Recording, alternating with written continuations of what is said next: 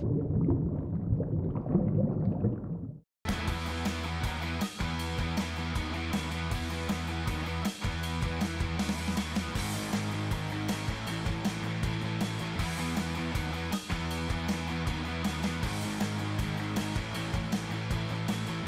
I'm Randy Vance with the Bonnier Marine Group, and today I'm on a brand new boat from Boston Whaler. It is the 270 Dauntless.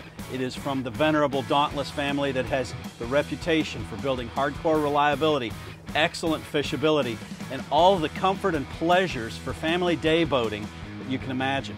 Now, this boat is one of my favorite Dauntlesses, and after you see the results of our performance testing from earlier today, I think you'll see why. Our test boat was powered by dual Verado 200 horsepower Mercury outboards. Our test props were inertia 14 by 19-inch 3-blade. Our test load was 400 pounds of passengers and 60 gallons of fuel. We reached a top speed of 51 miles per hour at 6,000 RPM. Our time to plane was 3.7 seconds, and we reached 30 miles per hour in 4.5 seconds. The 270 Dauntless cruised most economically at 3,500 RPM, going 24 miles per hour and burning 9.2 gallons per hour. Now, my favorite place on any boat is the helm. I love to be behind the wheel.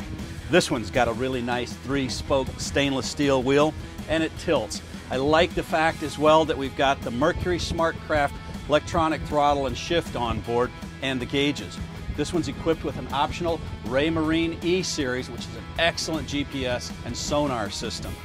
You've got a Fusion stereo, which is also optional, and the Raymarine VHF radio. But here's what's really cool about the way this helm is designed. It's so ergonomically comfortable.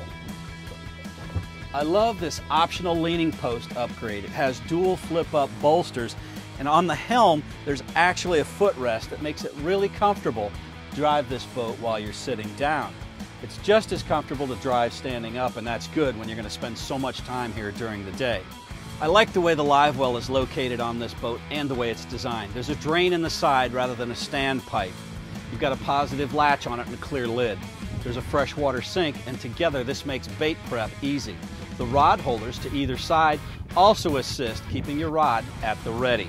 Underneath, you'll find a cool spot to keep your Yeti cooler. When you've gotten it filled up, buckle it down, it'll remain secure.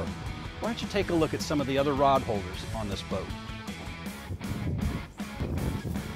Now, I like the positioning of the 3 shotgun rod holders here.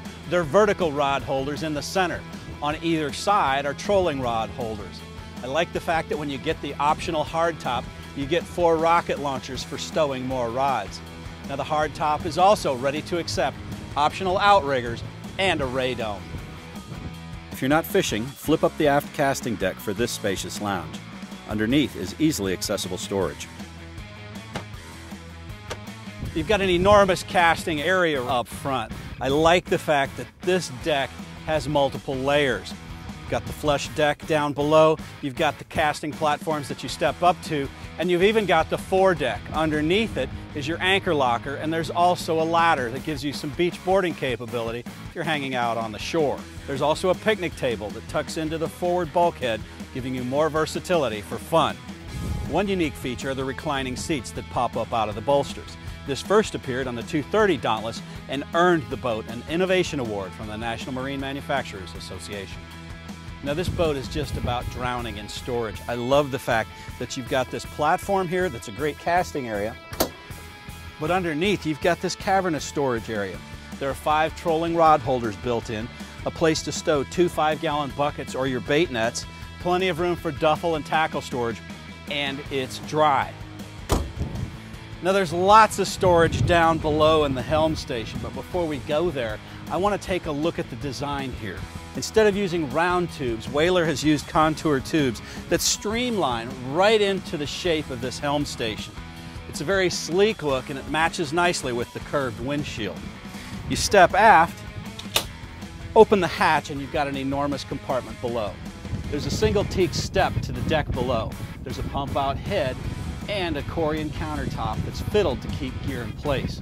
I like the storage net on the aft bulkhead, and as you can see, there's a circuit panel here for managing the batteries in all of the circuits, and there's easy access to the electronics.